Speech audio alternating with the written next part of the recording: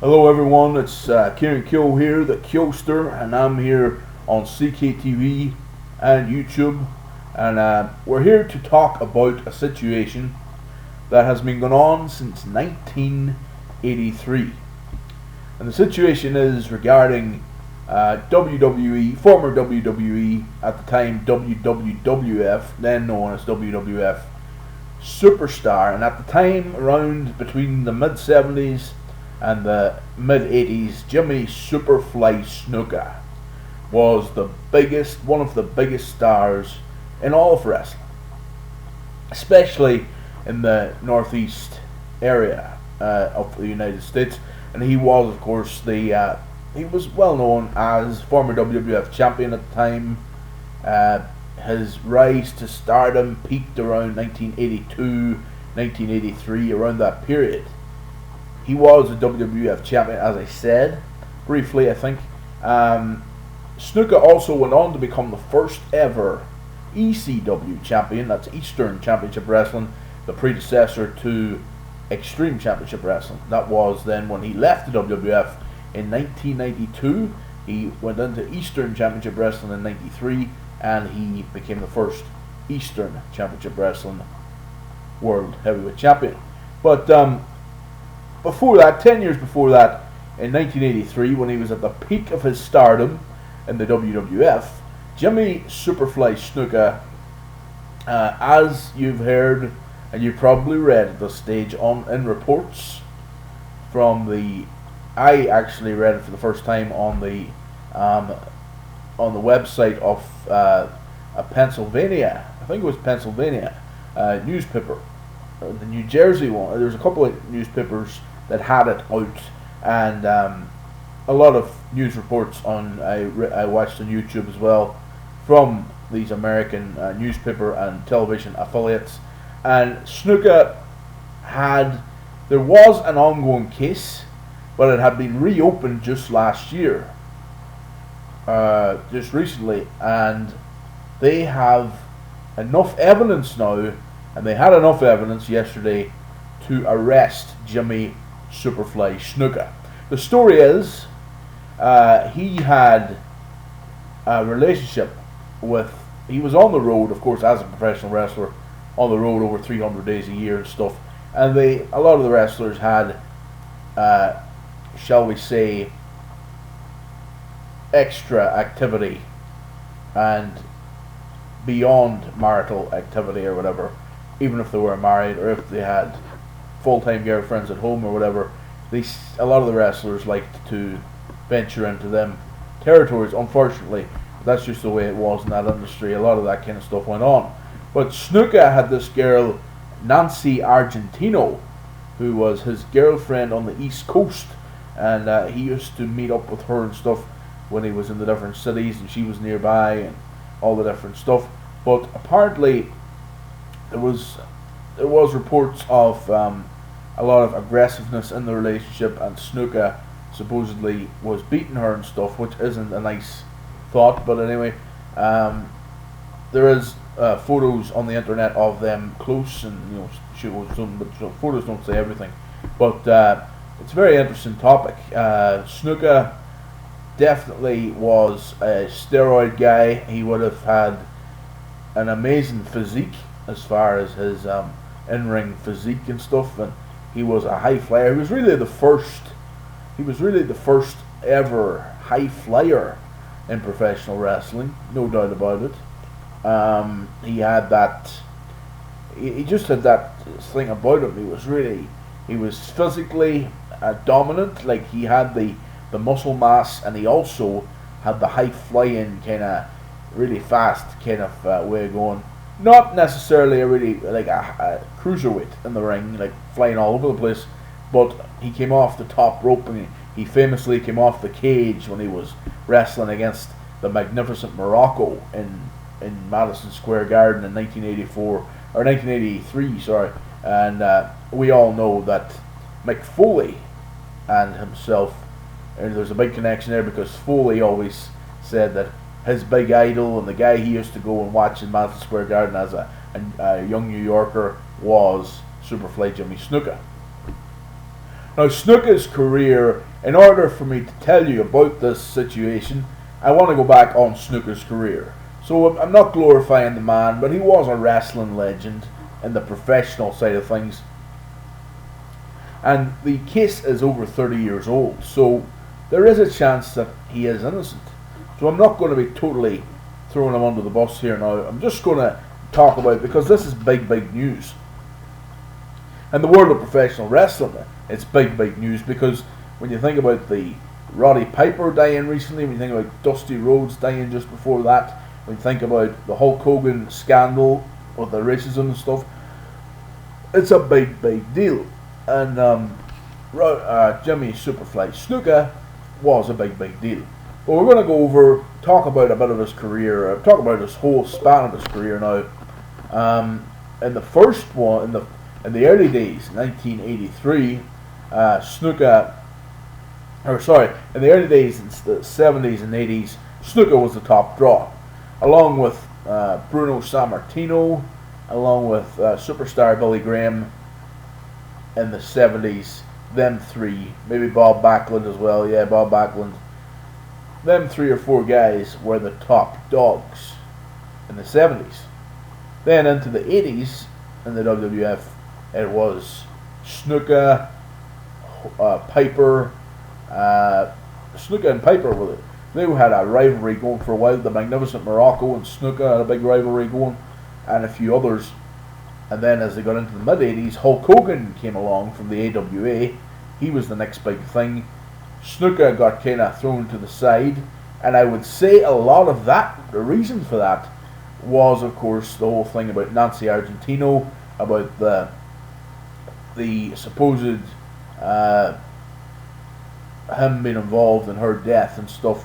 Of course, they were at a motel. His story is his original story was that they were at a motel and they had a bit of a row, and he hit her with his arm or something, and she fell and hit her head, and that was what eventually led to her death. But recently, in his autobiography, or his biography that he wrote with a friend, he has said a different story, and that was the reason they reopened the case. So it's almost a stupid mistake on his part by letting that story get out. Strange. And he said that he wanted to clear things up, and he didn't want this on his conscience anymore, and stuff like that.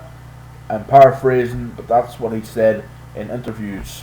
I've been researching this the last couple of days, but I knew all about the story before. For the last 5 or 6 years, I remember reading about this, and I remember it being a big deal.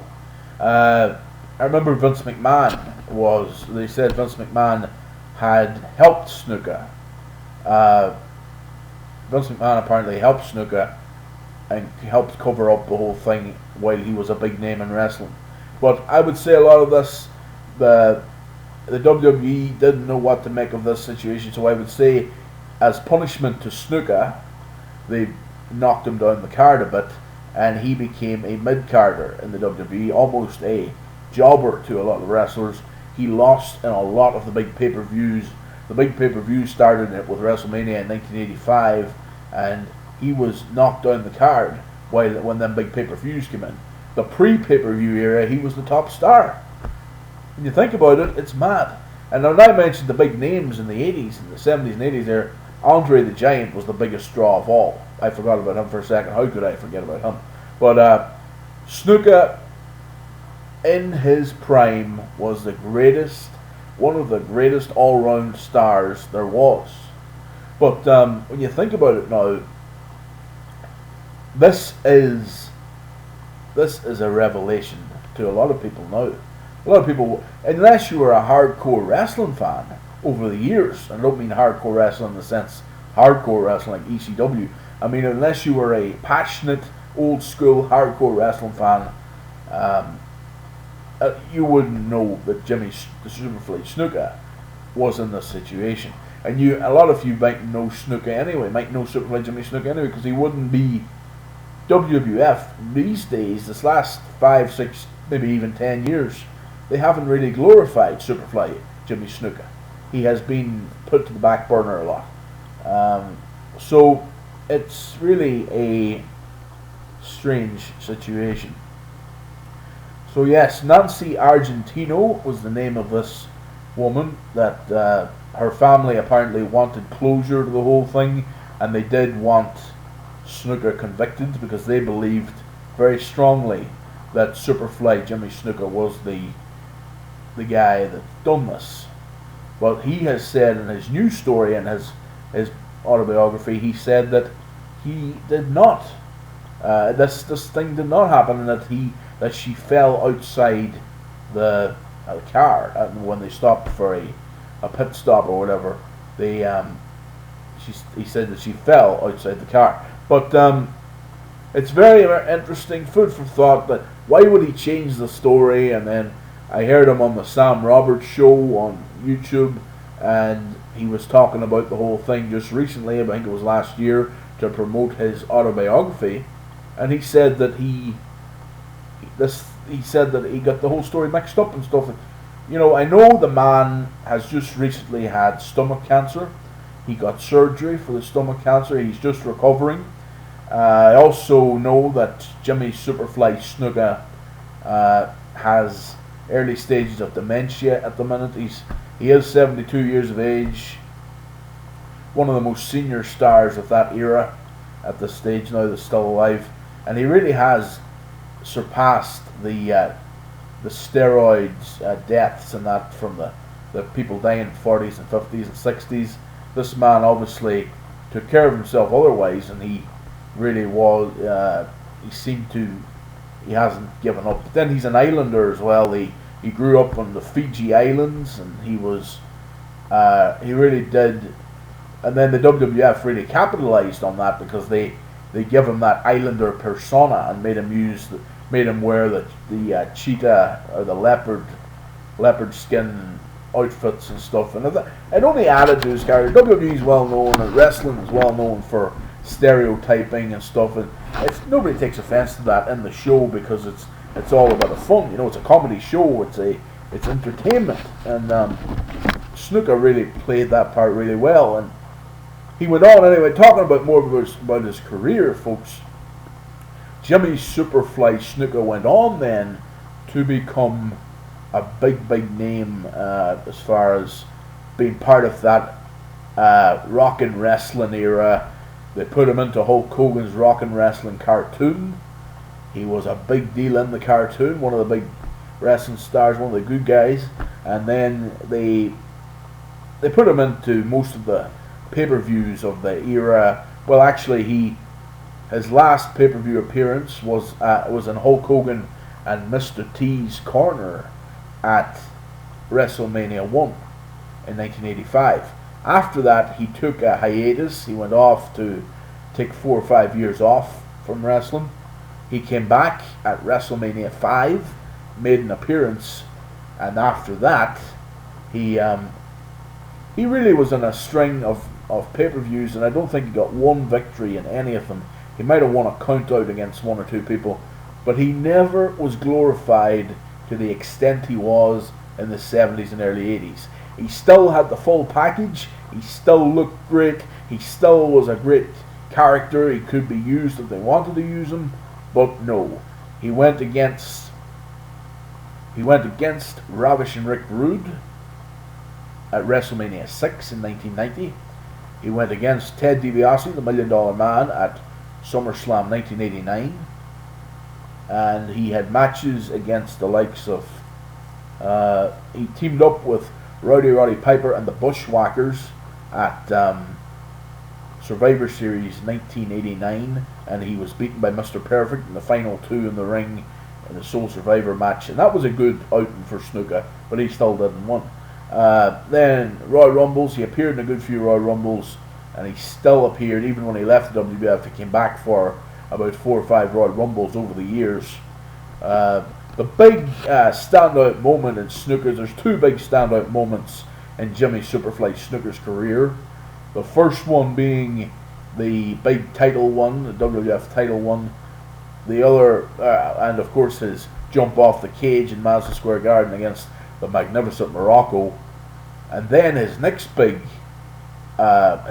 memorable moment really was the I suppose the ECW title one was a big memorable moment, but as far as in the WWF and the top, the thing that everyone in the world seen was really the coconut to the head when he got attacked by Roddy Piper on Piper's Pit, and that segment, the TV talk show segment, Piper's Pit. Piper really made fun of his personality, made fun of his stereotype, and it was a really fun moment. But it was Snuka really had that stereotype personality down to a T. And of course, Snuka's part of the big dynasty, that Islander dynasty as well. He's Tamina Snuka, of course. She is the daughter. She is now currently in the WWE. You gotta wonder how that'll play for her, because she is, of course, I suppose, part of the whole setup now in WWE, and she's also his daughter. I know she's kind of guilty by association if he is convicted, but WWE are a strange outfit. McMahon could take it out on her, kind of thing, because WWE could lose a lot of money out of this situation, because as you know, McMahon, he lost a lot of money apparently on the Hogan situation, and when a couple of other things. So yes, it has been a revelation to a lot of people, but to me personally, I have read about this for a while. I was thinking, it's, after 30 years of this now, surely it'll never be brought up again, and the man will be able to die and in peace and not have this whole thing. But if he is, if you do the crime, you do the time, as they say, and Snuka obviously done the crime if he's been convicted for it. He was charged, he was brought into prison, he was arrested at his house apparently yesterday morning, and he was in a wheelchair, and he was connected up to a feeder, connected up to a wire that was feeding him. It's very sad to think that, in a way, and then in other ways, his time had come to give his, to be punished. But he was brought into prison then apparently, and he was in with a bail of $100,000, and apparently he posted bail, so he's out now in his home and stuff, and the trial will be up in a few months' time. I personally, this is my verdict on it. The man, obviously, there's no evidence yet. Well, there is a lot of evidence, but they haven't convicted him yet, okay? My thought is innocent till proven guilty. That's my way of going. In America, they have this thing, guilty till proven innocent, that's it too. I think he shouldn't be judged too much. WWE have not erased him from the website and stuff like they done with Hogan. I don't think they should have never have done that with Hogan. That's another whole different situation. I talked about that in my video the other day. But I think Snuka deserves to, they deserve, at the age of 72, when he's not in good health, he's cancer and he's been treated for that. Also, I think the man, if he's killed the girl, if it was just manslaughter and he didn't do it with intent, because he hasn't become a renowned killer over the years. It's not as if he was out killing someone every week or every month or whatever. He wasn't a serial killer. So I believe it was by accident if it happened. He might have beaten her and stuff, but I wouldn't say he ever meant to kill her.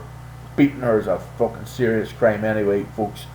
To hit a woman or to touch a woman, even though they can be totally assholes at times. Women can be total bitches and that. I can't stand them a lot of the time. But to beat a woman or to touch a woman in that nature is absolutely vile and terrible, and it should never happen. But I think Jimmy Snuka, a lot of things have to be taken into account.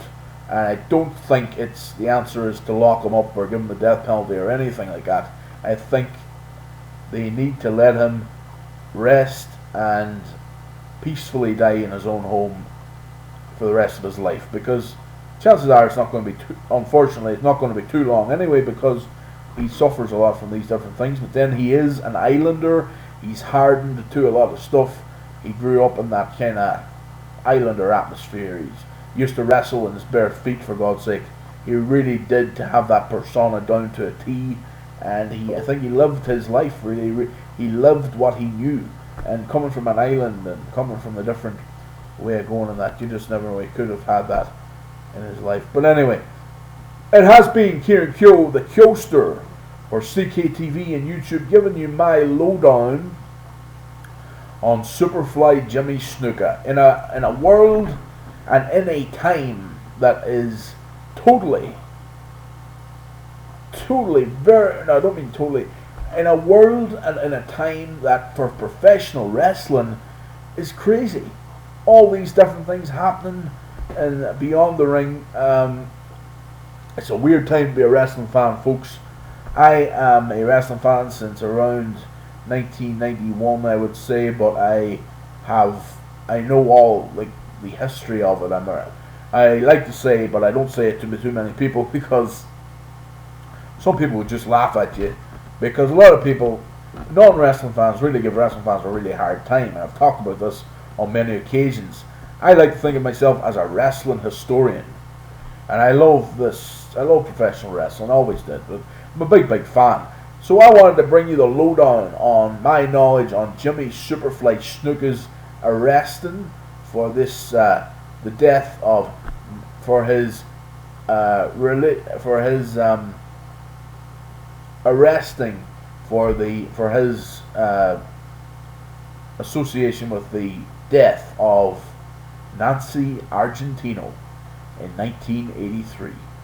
But it's now 2015, and it's 32 years ago, and hopefully it's all brought to justice and everything that needs to be done is done. But at the same time, the man was a wrestling legend, and I'm still a Superfly Jimmy Snuka fan, whatever happens, because, you know, Chris Benoit, his situation, looking back now briefly before we go, in 2007, I was on holidays in Malta in June 2007 or July, I forget what date it was, and I remember the whole story broke out of Chris Benoit and the way Chris Benoit supposedly beat his son and his wife. They killed them both, and it was roid rage, and they later done the autopsy and stuff and done the thing on the brain and that, and they discovered he had the brain of a 70-year-old man or an 80-year-old man with Alzheimer's. Yeah, so when you think about it, that was a horrible situation. The man wasn't necessarily in his own mind frame. I don't think he was playing with a full deck or whatever. But you know, I might talk about that in another video. That was a horrible situation, but it really is horrible. But it hits home. It doesn't hit home. What I mean is, Snuka's situation is pretty different. I don't think Snuka is as... Benoit clearly wasn't. Benoit turned into a monster if he done that. And there is theories out there that Benoit's situation was, there was other people done it. And there was Satanists that he was. Kevin Sullivan's supposed to have been big problems with him over the years and different stuff. But ironically enough too, I suppose not ironic, just the same name, but Benoit's wife was called Nancy as well. But anyway, Jimmy Superfly Snuka, a great legend of our time, but he has been shamed now in the world media, and he has now, unfortunately, there's a very good chance that he is guilty of the murder of Nancy Argentino back in 1983. Folks, it's been the Kyoster. I hope you enjoyed the show, and for all things wrestling, all things gaming, all things entertainment and movies and all the rest, it's CKTV. Check out all my videos on demand on the channel. Subscribe, like, all the rest. It's been the Kyoster, folks. Kyoster over! And out.